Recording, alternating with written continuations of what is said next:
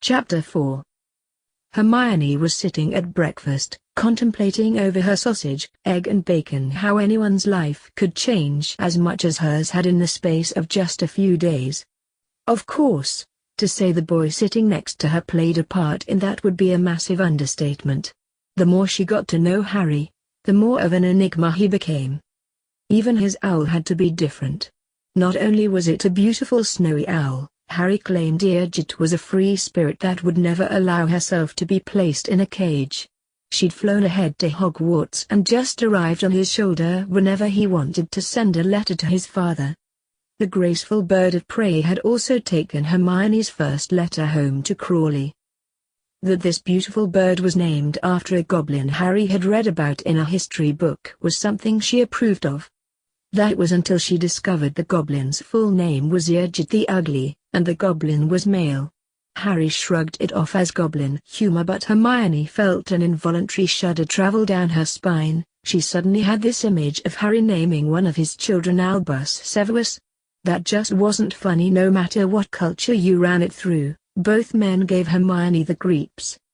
For some reason, the headmaster seemed to embody everything her parents had continually warned their little girl about as she grew up.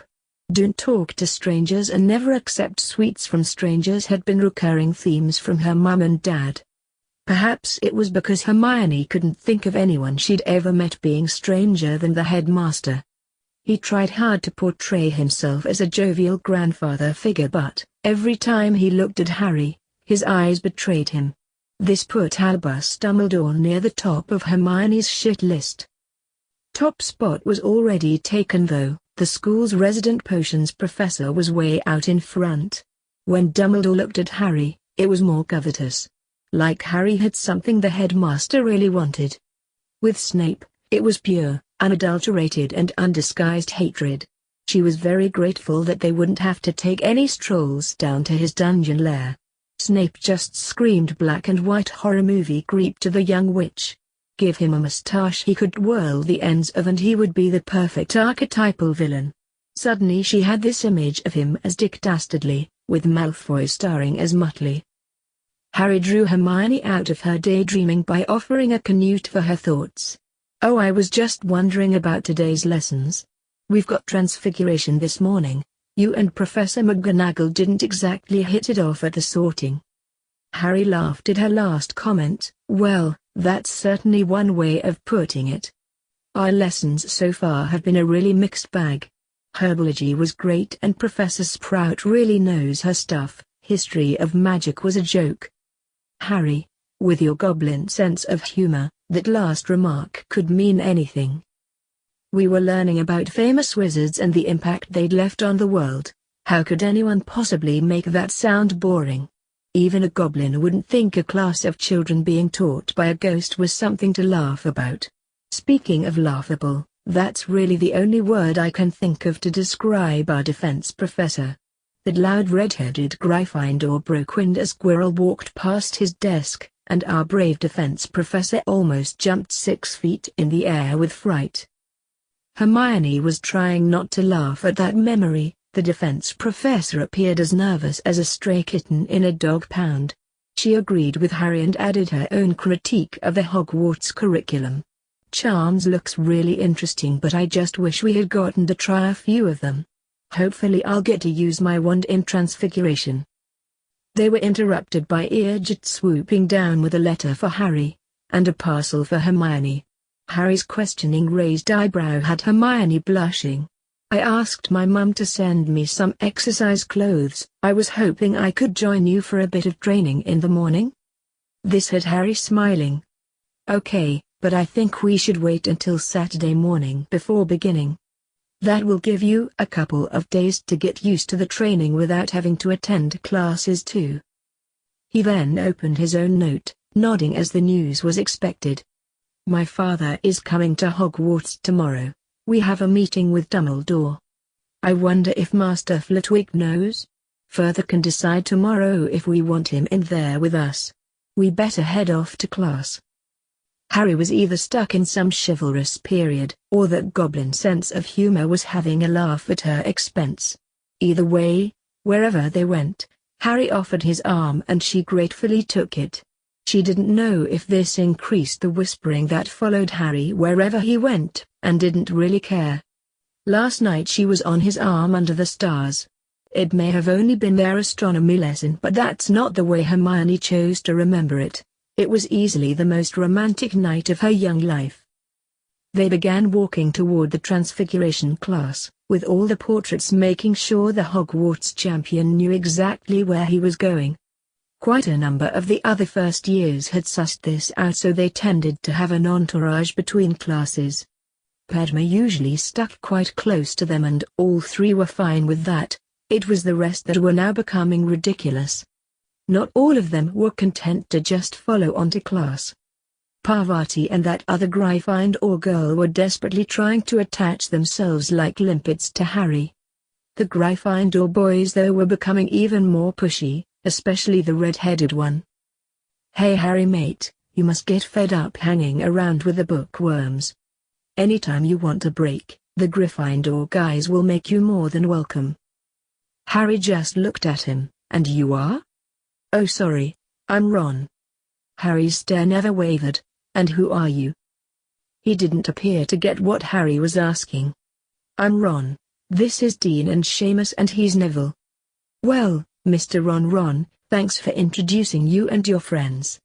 Now, if you will excuse me." Harry pushed past him toward the boy hanging at the back. Since Hermione still had Harry's arm, she followed on. "Well met Neville Longbottom, I'm Harry Crow and, since you are practically family, please call me Harry. The young lady on my arm is Hermione Granger and this is our friend Padma Patil. Her twin sister is in Gryffindor with you." Neville stared unbelievingly at Harry's offered hand before nervously shaking it. "Hi everybody, a family? Did you know my mum was your godmother?" This was clearly news to Neville, but not as shocking as the next bit. "Your mother is also my godmother." The boy appeared ready to cry at that, but Harry now had his hand comfortingly on Neville's shoulder and Hermione had moved by his side. "Voldemort cost both of us, Neville, but I think you got the worst of the deal. There is no way you should now have to put up with a Death Eater teaching you. I would like to offer you the opportunity to join us for separate potion lessons." "Are you sure?" The pleading nature of Neville's demeanor at Harry's offer was heartbreaking to watch. He clearly had no self-esteem and couldn't work out why anyone would make such an offer to him. Harry responded the only way he knew how, honestly. "I'm very sure, Neville. Both the offers of private lessons and friendship are genuine. This is not some sick prank. Had things been different, we would have grown up together and I'm certain been best friends. We may have lost years, but I would like us both to start down that road now." The smile now on Neville's face was all the answer Harry needed, and the four resumed their journey to Transfiguration. Neville gave the impression of someone who just had the weight of the world lifted off his shoulders. He explained this as they walked. "Snape terrifies me, and we've heard he saves his worst behavior for Gryffindors. Ron's been trying to catch your eye all week. We're all desperate to get out of Snape's class. I've had the people in my own house dropping subtle hints all week too. The problem is that, when my father arranged this, it was supposed to be for me and hopefully a few friends. I can't really turn up with 3/4 of first year without talking to my father again. He's coming to Hogwarts tomorrow, so I might be able to help a few more out then, but I think I should offer places to my own house first. I would appreciate it if you could let slip to Ron that I don't like pushy." "Ah." It was plain to see that the penny had dropped for Neville, so he blushingly offered an explanation. "Parvati was moaning about how you appeared friends with Padma but practically ignored her. She couldn't understand it." The musical laughter coming from Padma cut Neville off. "Oh, pushy is a good description of Path. There's a few other words I could use as well." "So you're not identical then?" "Physically yes, but we're definitely two different witches." They chatted all the way to Transfiguration before doing their usual sitting at the front of the class. Harry's bag was charmed weightless and bottomless, and he insisted that both girls put their book bags in the too. He handed Hermione hers and was about to do the same with Padma when the red-haired Gryffindor stepped over the line. He just pushed Neville out the way so he could claim the seat on the other side of Harry. "What are you playing at?" Ron was unrepentant. The boy who lived needs proper Gryffindor friends, not to be hanging about with Ravenclaw girls and Neville. "The way you took down Malfoy was bloody brilliant. What Quidditch team do you support?" Harry's gaze would have had anyone else in the class moving seats. Ron was too stupid to know he was in any trouble. Harry had to quickly decide the best way to play this. "I paid Malfoy the compliment of at least admitting he could be dangerous. You, on the other hand, are an idiot." Padma and Hermione were already on their feet, guiding Neville to their new seats. Harry then joined them, leaving behind a livid Ron who was now stuck sitting at the front of the class. The reason he was stuck there was that a certain cat had just watched the entire incident, transforming into Professor McGonagall before Ron could move or even reply to the insult. Minerva decided that no action needed to be taken. She was actually delighted to see 3 Ravenclaws standing up for one of her cubs. That the youngest Weasley possessed the social skills of a troll was something that other members of staff had actually commented on. McGonagall's transformation from her cat form led the professor neatly into her introductory remarks about how transfiguration was some of the hardest magic they would learn. Transfiguring her desk into a pig was always something that caught and held the new first year's attention. McGonagall was continuing her well-honed introduction before noticing she didn't have the entire class full attention. One of them actually appeared bored. This had never happened before, so she cut short her talk to discover what the problem was. "Is there something you don't understand, Mr. Crow?" "Basically, all of it, Professor." McGonagall's lips tightened at this. "Could you please be a trifle more specific, Mr. Crow?" Ron couldn't resist a jibe. "It's because he's an idiot." The sniggering this caused was all the invitation Harry needed to shut them up. "Well, I understood changing your desk into a pig was purely a demonstration, though not very practical one since you couldn't actually eat it." McGonagall didn't seem too pleased with that analysis but could hardly refute the facts. She grudgingly nodded in acceptance, so Harry continued. "It's all the different spell incantations and wand movements that confuse me. Since transfiguration is basically changing one thing into another, why do you need a different spell for every occasion?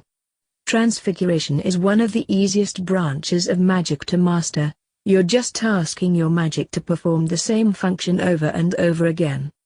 In all her years teaching, McGonagall had never came across this argument before. She could now see how someone who wasn't raised in their community could struggle with the concept. "What you have failed to grasp, Mr. Crow, is the different types and complexities of transfiguration. We'll be starting off today attempting to turn matches into needles. Since they are approximately the same size, the spell has merely to tweak the shape and transfigure wood into metal. As we progress through the courses, we eventually move to configuring living material, which is much more complicated and taxing." "That is where we are having the trouble, Professor. I've been taught the exact opposite. The only limitations governing the spell are the power and experience of the caster, and the mass of the initial object. Transforming your desk into a fly or an elephant is practically impossible because you are limited by the mass of material you start with. Whether that material is living or not is immaterial. I could probably transfigure my book into a pigeon but not a turkey, unless you know of a miniature variety." McGonagall was gobsmacked. If this boy was speaking the truth, then everything she'd been taught, and in turn had taught others, was wrong. Minerva didn't know how she would deal with that. If this was a prank, Mr. Crow was going to find himself in detention to at least third year. There was one easy way to find out. Minerva had taught the Marauders and now the Weasley twins. She had no intentions of being caught by any prank book. "Mr. Crow, I'm going to give you one of my books.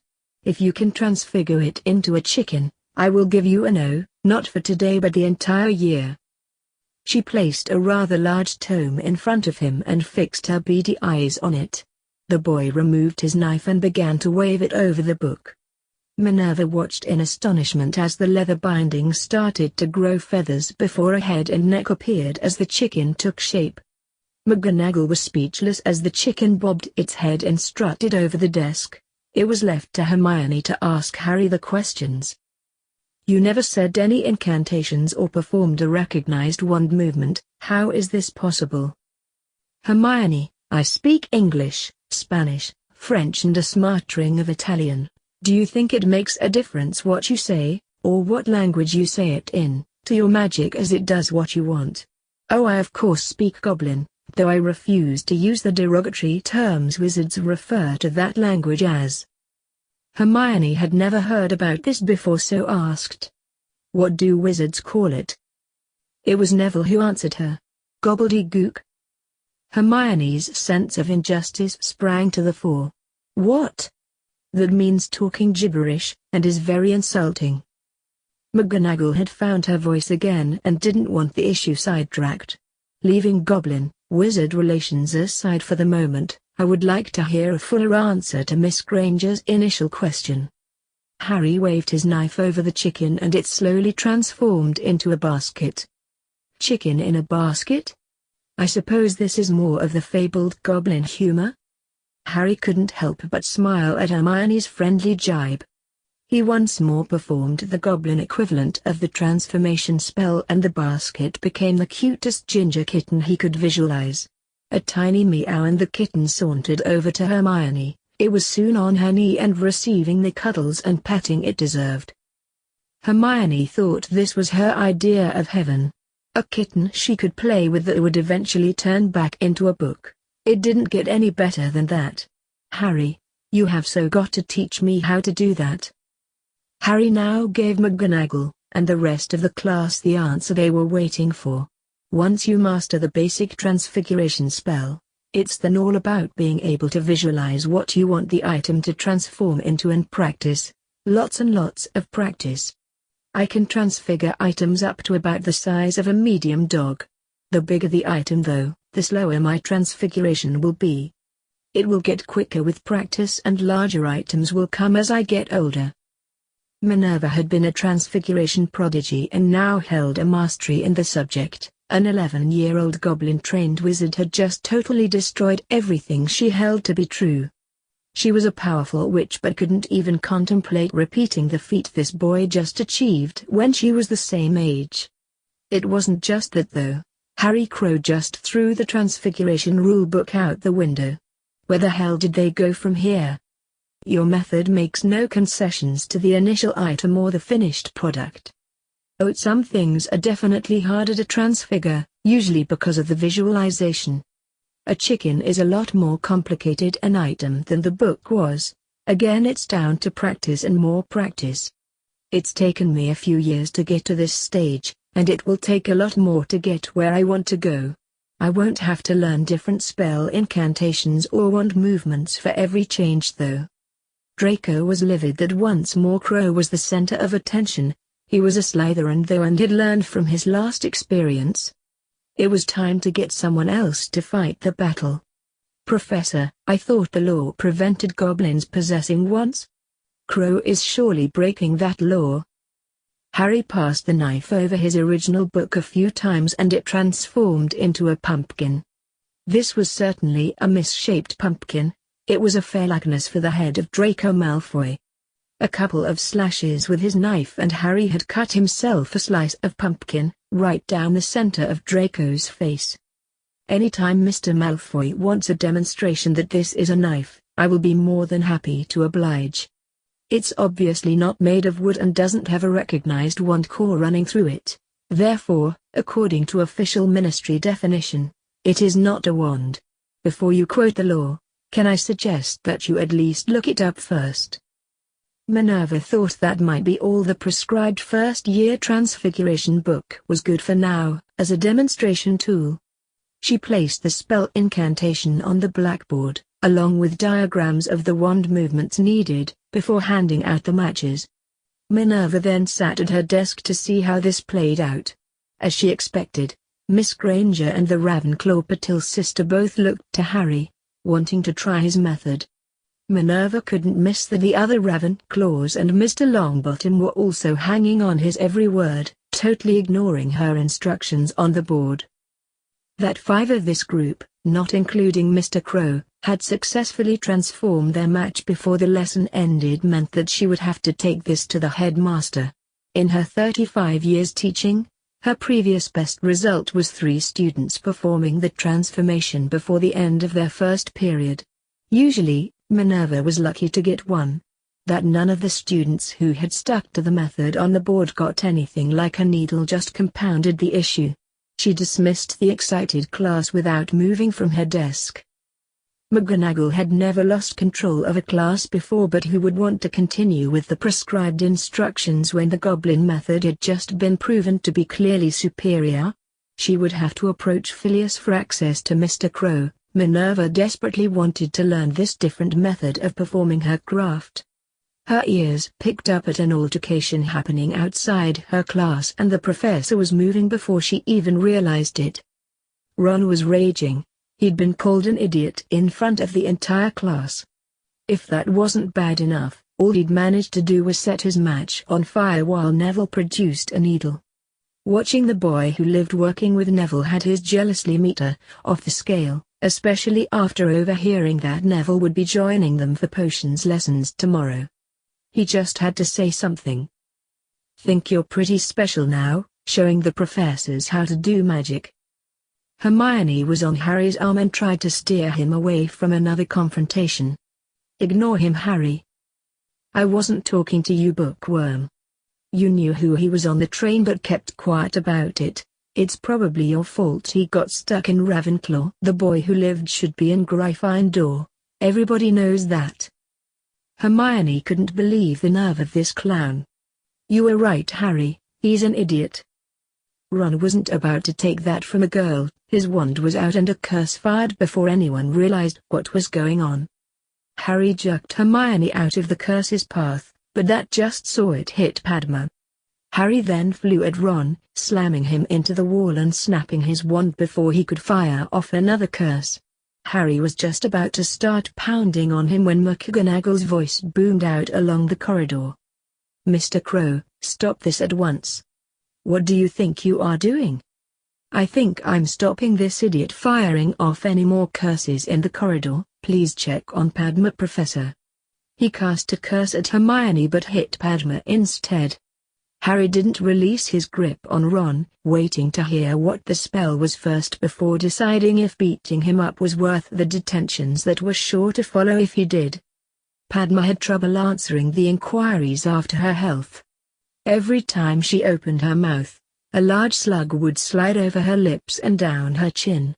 She wasn't in any physical pain, but being disgusted and mortified at the same time was certainly painful enough. "Miss Granger, could you and her sister help the injured Miss Patil to the infirmary? Weasley and Crow, my classroom now. The rest of you, get to lunch." Parvati and Hermione helped Padma off in the direction they'd been pointed while Harry practically threw Ron back into the classroom. The Gryffindor decided that he who got in first would be believed and didn't even wait to be questioned. "Professor, he just attacked me for no reason, broke my wand too. I tried to stop him but the curse hit that other girl. That was an accident." Harry sat calmly on the seat the professor had indicated, saying nothing before being asked a question. McGonagall duly obliged. "Well, Mr. Crow, can I hear your version of events?" Weasley here began shouting at us the instant we left the class, as this was what had alerted Minerva that something was going on. Harry was already being believed. He then made some ludicrous accusations against Miss Granger, who responded by pointing out he was an idiot. He took offense to the truth being spoken and fired a curse at her. "I only just got Hermione out of its path." I then grabbed the idiot and pushed him against the wall. This must be what broke his wand. I was just about to punch him when you yelled for me to stop, so I reluctantly did. "He's lying, Professor." Ron stopped in mid-flow because Harry was now on his feet. It was his hand on the sword hilt that terrified him though. "Calling me a liar is not something I will ever accept. Do you want to change your mind or do we need to take this further?" Ron then proved he wasn't a complete idiot by changing his story to the truth. "I'm sorry, Professor, it was all my fault. I lost my temper." "You also just lost 50 points from Gryffindor and will begin 2 weeks of detentions tonight. Now get out of my sight." Ron shot out of there as McGonagall now turned her attention to Harry. "Mr. Crow, while I applaud your actions in defending your friends, I can't condone your conduct in attacking another student. I would have been there within seconds and dealt with the problem." Harry nodded in acknowledgement. "Your pardon, Professor, but my only other experience of Hogwarts discipline didn't fill me with confidence." "You are correct though, and I will accept whatever punishment you wish." Minerva almost smiled at that answer. "There will be no Ravenclaw points deducted, and I was thinking along the lines of a single detention. I will speak to your head of house before confirming this. Does that sound fair?" "Certainly fairer than 10 points from Slytherin, Professor." "Good, then let us both head for lunch." Minerva found the boy to be polite, courteous and somewhat skillful at avoiding answering questions. What she did learn was certainly interesting. Harry had been working with tutors for years and his knife was one of a kind. That his knife had been commissioned and presented to him by the director of Gringotts clearly meant a great deal to the young lad. In terms of importance to him, Harry probably placed it above the sword that had never left his hip since the sorting. Their cozy chat ended as they entered the Great Hall. Interrupted would probably have been a better description, but both were too focused on the defense professor who just barged past them to worry about semantics. "Troll. There's a troll loose in the dungeons, I just thought you should know." Quirrell promptly fainted, but Harry was already moving before the professor's body hit the ground. He didn't care about the mayhem left behind him. There was somewhere he needed to be. Harry shouted at the first portrait. "I need the quickest way to the infirmary." Sound travels faster than Harry could run, so at every staircase or junction, there would be someone in the nearest portrait to guide the Hogwarts champion to his destination. Harry burst through the infirmary doors, and it was testament to his frequent training that he still had the breath to speak clearly. The 3 girls and the school nurse may have been surprised by his dramatic entrance. His revelations afterwards had them scared. "There's a troll loose in the castle, we needed to get to somewhere safe." Poppy Pomfrey stared intently at the lad. "Young man, I remember your father when he attended Hogwarts. If this is a prank." "Goblins don't do pranks, Mom. There is currently a 10-foot-high ton of muscle, with spell-resistant skin and a brain the size of a peanut, wandering about a school full of kids. We need to get behind a strong door that locks." At that, the doors of the infirmary crashed open once more, this time with considerably greater force than Harry had used. The troll actually took one of the doors right off its hinges as it entered the infirmary. Poppy immediately placed herself between the children and the troll. She was a healer though, not a fighter, and her spells were doing nothing more than enraging the beast further. "Mom, stop. I'll try and lead it back out of here." Harry pushed past her and raced to the side of the beast. "Hey Pea-Brain, over here." The smelly troll wielded a club that was as thick around as Harry's waist, and that club was soon whistling in his direction. Harry had expected nothing else and had ducked under the club, his knife cutting a gash in the troll's thigh as he dodged past and behind it. Harry now had the doors at his back and was trying to get the troll to chase him out them. The troll though had 4 easier targets already in the large room. As it once more made its way toward the girls, Harry slashed the back of its leg. "Hey Smelly, don't turn your back on me. Didn't you know that was rude? Chase me, come on, try and catch me." The troll took a half-hearted swing at him before once more focusing on the girls. They were now huddled together against the back wall with the healer still standing in front of them. This was a much more attractive target than one who moved and fought back. Harry had one last slash across the base of its back, targeting the gap between its loincloth and vest. The troll let out a roar of anger while preparing to vent its rage on the target in front of it. Harry wasn't about to let that happen. He returned his knife to its wrist sheath and drew Godric's sword. The troll's next sound was a shriek of pain as it toppled to the floor. Harry's sword had sliced through the back of its right knee. It had still kept hold of its club though, and the troll was now within striking distance of its target. Lying on the ground, the enraged troll pulled its arm back to sideswipe the now screaming girls. The sword of Gryffindor in Harry's hands was so much faster, slicing clean through the troll's arm just below the wrist. It had never been Harry's intention to kill the creature, just lead it from here so it could be captured. In this confined corner of the infirmary, and it now being so close to the girls, Harry really didn't have any other option. He jumped on the prostrate troll's back as his sword flashed down and bit deeply into its neck, severing one of the main arteries to its brain as well as its spine. It was a killing blow as the troll's lifeblood spilled out and covered the infirmary floor. Harry now had time to look at the girls. What he saw froze his insides. The healer was still in front of them, wand ready to defend as best she could. It was the girls though who Harry couldn't take his eyes off. They were all staring at him, but it was the emotions displayed on their faces that told the story. Their fear was understandable, but the revulsion and even loathing cut Harry as deeply as any blade. Before they got a chance to say anything, Dumbledore, McGonagall and Sprout rushed through the destroyed doors. Harry was wiping his sword on the troll's waistcoat, more to give him something to do until his mind caught up with what had just happened. While the two witches were looking around at the devastation wrought in Poppy's usually immaculate domain, Albus only had eyes for the boy. "What have you done, Harry?" Poppy jumped all over the headmaster. "This young man just saved 4 lives. How the hell did this thing get into the school, and what kept you?" Harry turned and gave a deep bow to the healer. "Thank you, Mom. May I say your actions here were exemplary, and I would also like to hear an answer to those questions." Pomona was puzzled, so asked what may be considered a stupid question. "Mr. Crow, why did you immediately rush here? The troll was supposedly in the dungeons." "No offense, Professor, but I couldn't believe Professor Quirrell if he told me today was Thursday, not without checking first anyway.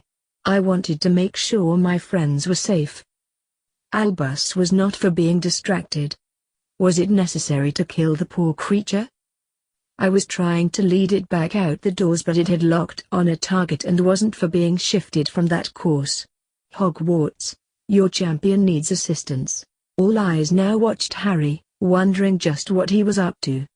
They didn't have long to wait as the Bloody Baron came up through the floor. "How can Hogwarts assist its champion?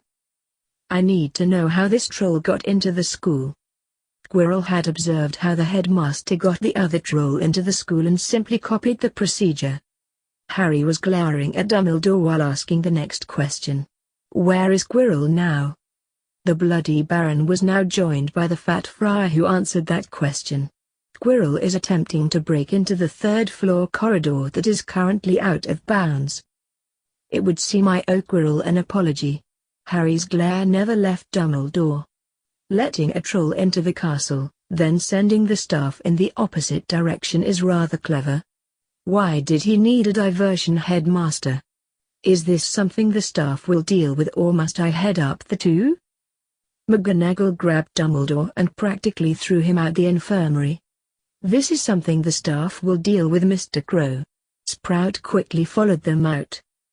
In the moment of silence that followed their departure, Harry too started to leave the wrecked infirmary. "Mr. Crow, where are you going?" Harry didn't turn around, nor stop. "I am sorely in need of a shower, Mom." He then walked out the infirmary, leaving more than a dead troll behind. I'm glad you enjoyed that video/gameplay. Just remember to hit that like button, subscribe to the channel, and leave a comment down below. Until next time, goodbye!